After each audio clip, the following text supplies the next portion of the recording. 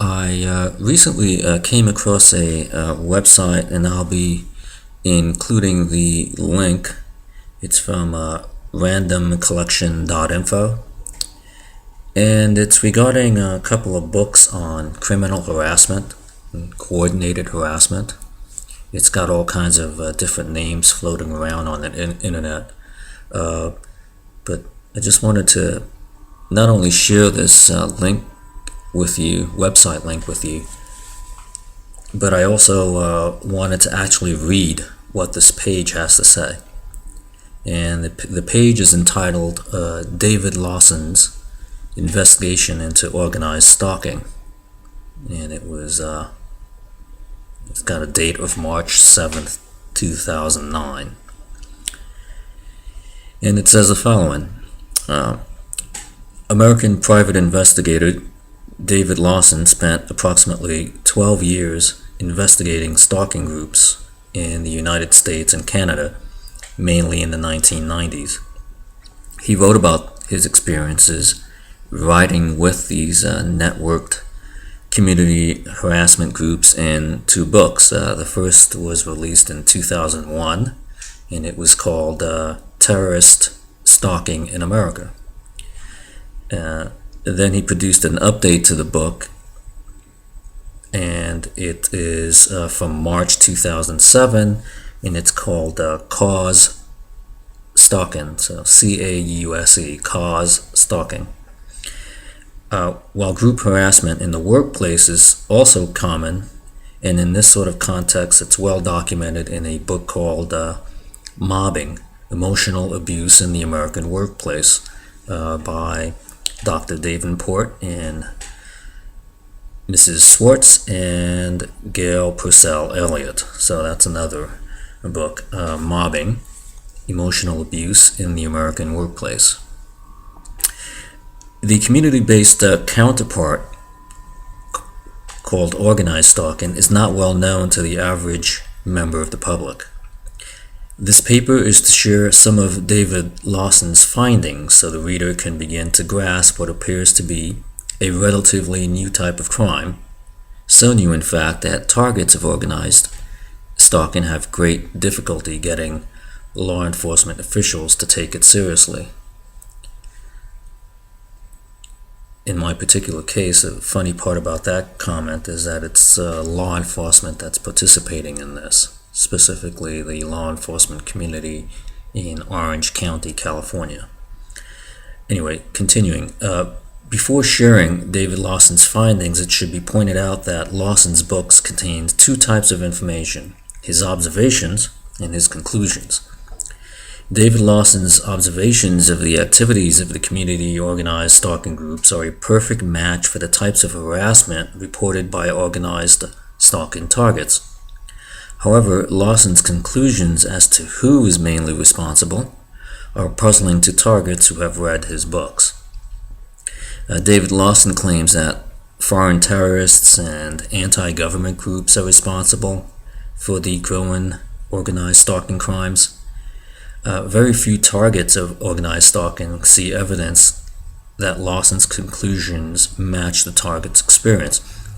Lawson may have discovered those groups operating when he rode with the harassment groups, but anyone interested in finding the backers of local harassment groups would do well to suspend judgment of Lawson's conclusions. And I think what he's trying to say there is that it might very well be that these sorts of harassment techniques, terrorism, as far as I'm concerned, are initiated also or utilized also by terrorist groups and anti-government groups. But in my particular case, you can be rest assured that your law enforcement community as well is engaged in this sort of activity. So that it begs the question, which group learned the tactics from which group? Did law enforcement learn it from terrorist groups, or did terrorist groups learn it from law enforcement? Anyway, continuing. Right up front, targets of organized stalking report that lies circulated about the target are what fuel local hatred for the targets.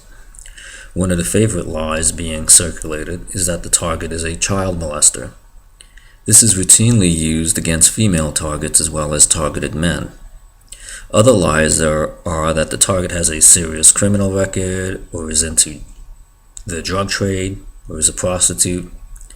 So for those reading this paper who aren't familiar with organized stalking, keep in mind that the obvious answer to why would people harass targets who are nobodies is that once lies are circulated, that target is a major criminal, that target is no longer a nobody.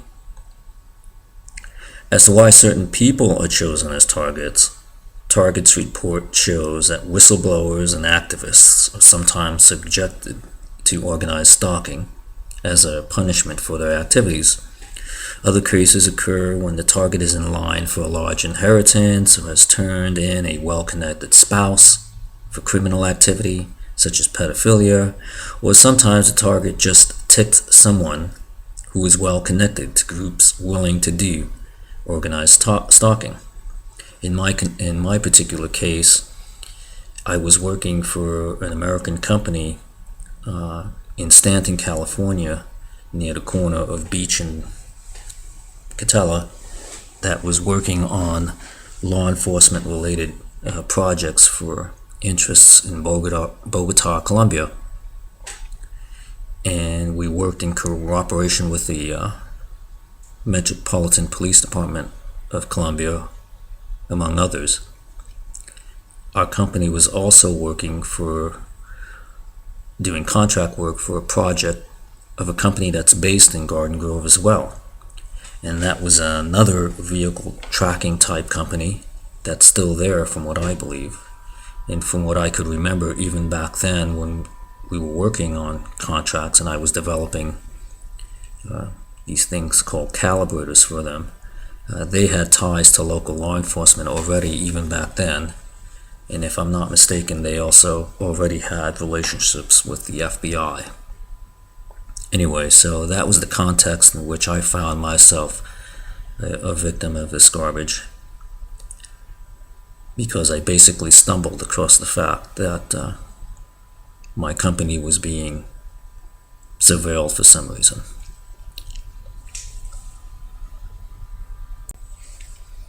And we continue on. It says, according to David Lawson, some targets are simply chosen for practice, which is just lovely. It wasn't my particular case because of the context in which I was involved in with this company. So it certainly wasn't chosen for practice, I can put it to you that way. And then it just continues on. It's important to know that people capable of doing Lawson-type stalking really do exist and have been recognized by the field of psychiatry. And then it goes on to have like a little table of contents, and we're going to basically read the entire paper here, so bear with me.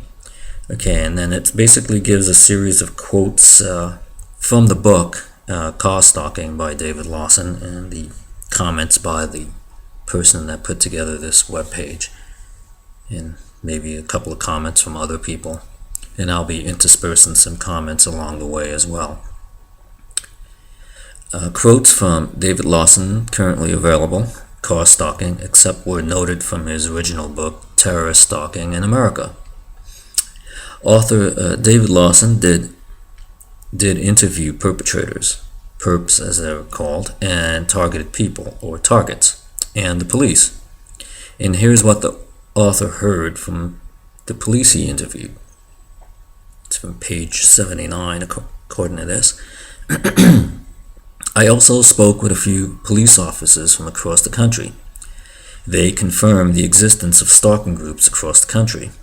In general, they said that car stalking is primarily a civil problem, where the plaintiff has to prove financial loss. They also said that there are free speech and grassroots issues involved. In fact, the police themselves are targets of these groups. In small towns, the number of members in these groups can easily exceed the number of police officers. In general, the police will not talk about stalking groups. One officer did say there is a storm brewing as groups become larger and more numerous. And I'd like to just personally add that perhaps part of the reason why police are not talking about this is because they're engaged in this sort of criminal activity themselves. Continuing, author Lawson explains here how he got involved and began to interact with the car stalking perpetrators. So he says, and I quote, "One day, several years ago, I was sitting in my house and checking out the activity on my scanner. I heard a woman say that she was following a certain vehicle. She gave the location, the make and model of the car, and the license plate number. A few days later, I heard the same woman on the same frequency request backup at a certain location. A few days after that, I heard again her broadcasting the position and details about another vehicle she was following. I listened to other people talking on that frequency, and they didn't give any indication that they were with any government agency, but they were talking about arresting people. On one occasion, on the same business band frequency, I heard someone complain that an African American man was crossing the street. All we could get him for is jaywalking, responded the leader. Leave him for the police. People in the group would discuss where they would go for supper after their shift was over. So I, the author, went too. I listened to a group of people openly discussing various activities as if they were the police. Real police officers were also sitting in the restaurant, listening to them. I later learned that their presence was not a coincidence, and I sure know what he means by that. One man who had supper with the group drove a van marked with the call letters of a local AM radio station. I started listening to it. Most of the guests were people who said they had new revelations about Waco or Ridge or some inside story about government corruption. It's called hate radio. I also heard advertisements for the meetings of a local political group and attended some. At the first meeting I attended, one young man flashed a phony police badge at me. No one paid any attention. Some of those in the audience or in attendance were the people I had seen in the local restaurant. This was my introduction to the creepy world of anti-government extremists, otherwise known as your local law enforcement community as well. I added that part. So David Lawson goes on to explain that he observed extremist groups for several years while living in New York State, Florida, and Canada. He monitored the stalking group's public communications, attended meetings, and rode with them. The author defines the basic reason for being for these citizen groups as cause stalking. Cause stalking means the group is assembled under a leader with a shadowy past for some specific cause. Cause stalking has been used by extremist groups since the early 1990s. This is in quotes now from I guess it's a direct quote from the book. The basic system is alleged to have been developed by the Ku Klux Klan and refined through the years of use.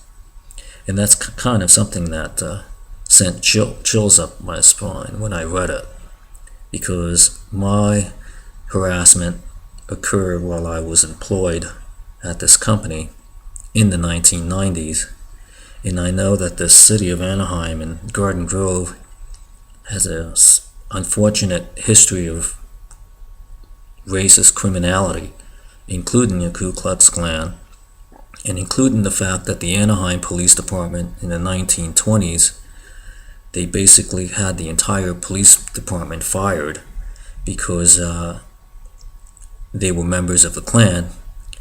And you can imagine how despicable these people must have been, that the very German people of the town at the time had them recalled and thrown them out.